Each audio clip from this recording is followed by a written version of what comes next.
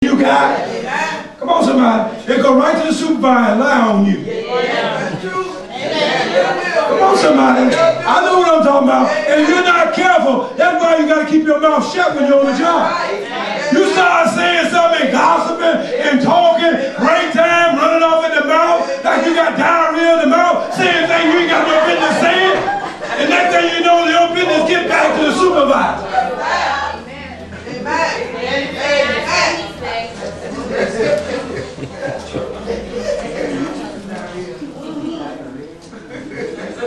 Running off in the mouth, saying things you ain't got no business saying.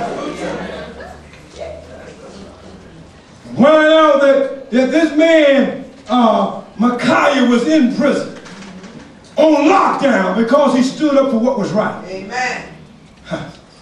When they got him, Zedekiah said, listen, I want you to get something straight in your head.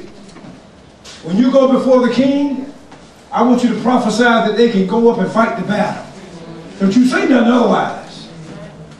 Now this was serious business because you get killed behind something like that. When they got before the king, Ahab said, Micaiah, I want you to prophesy. Shall we go up and fight these three nations? Or shall we stay here? And you know, Micaiah was smart at first. He said, you ought to go ahead on up and fight them.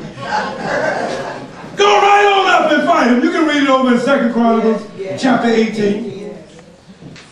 We find out that Micaiah said, no, I want you to swear right now to prophesy the truth to me. You know what Micaiah said? He said, behold. Oh my God, when the prophet said behold, it was time to look out. Amen. That don't sound good. Everybody said behold. Behold. Say it again like you mean it. Behold. Behold. He said, behold, I saw Israel like sheep on a mountain. And they were scattered all about. And they had no shepherd. Come on, somebody. And there was no one to defend them. And then Ahab looked at Jehoshaphat and said, wait a minute, you see what I mean? You don't prophesy no good thing. But Micaiah said, wait a minute. I saw the Lord sitting on his throne. And there were those on the right.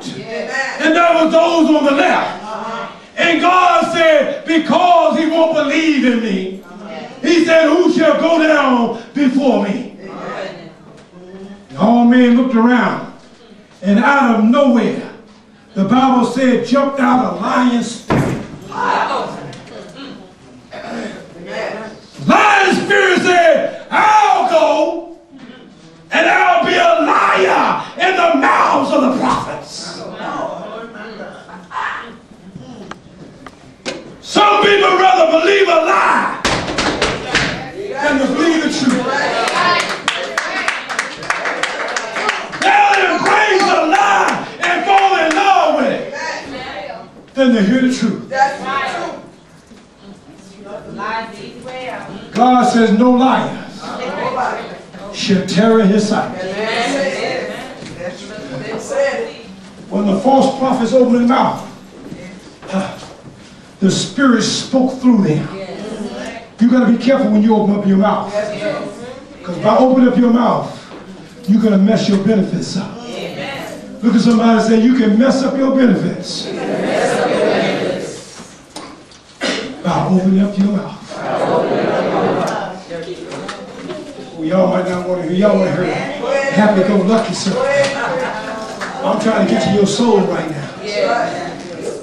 I want you to understand something. Your mouth can get you in all kind of trouble. And while he was talking, he was speaking the truth to the king of Israel and to Jehoshaphat. The Bible said Zedekiah, one of the chambermen, who was a military man, while he was yet speaking, he came up to him and he slapped him in the mouth. And sometimes you get slapped in the mouth for the truth. But that don't stop you from telling the truth. Come on, somebody. This may hurt a little bit, but later on today when you think about this, it's going to dawn on you. How to tell the truth because of the benefits and what is righteous and holy. How to speak the truth because I can go to sleep at night. When you lie, you can't sleep at night.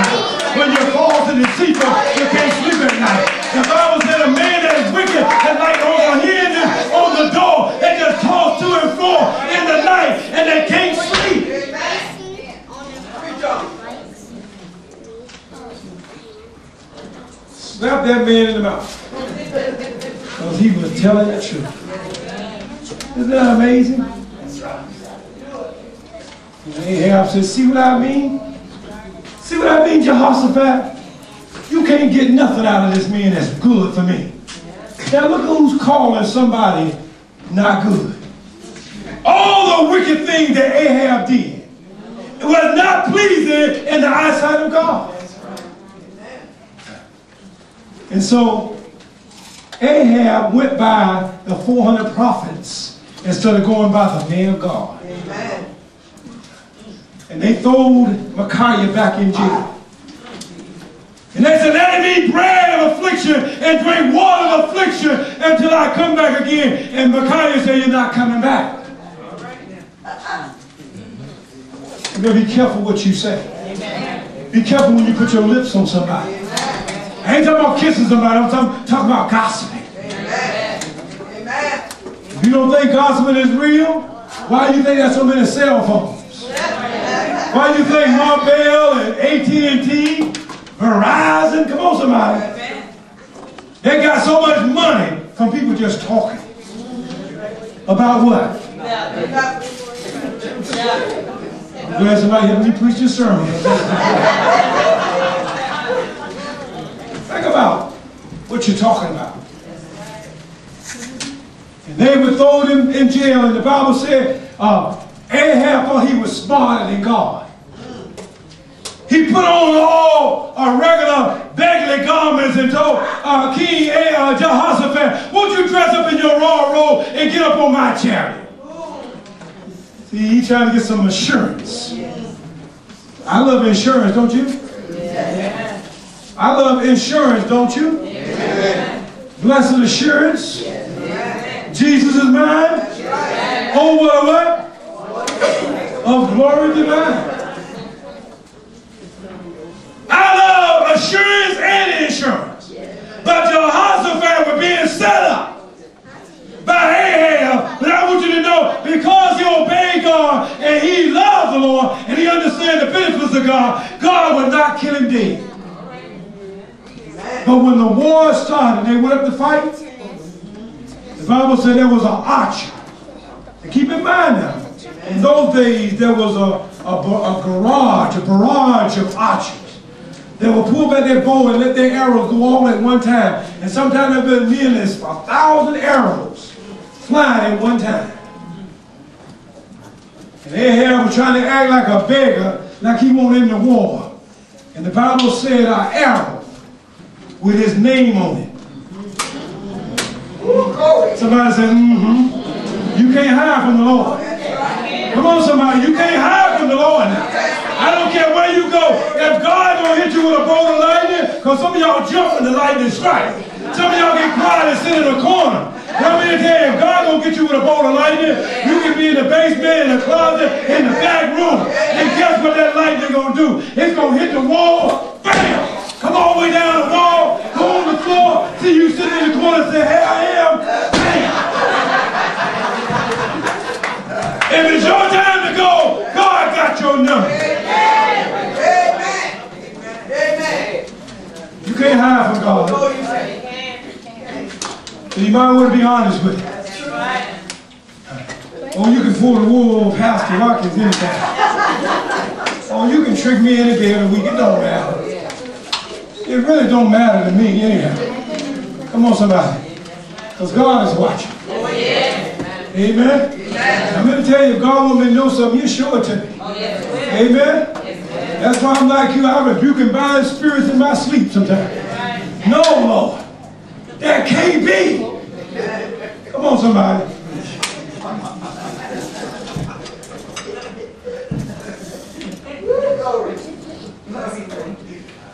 See, for the last 2 days, I've been driving with Betty Boo. Betty Boo is the new GPS system. The system running the guy.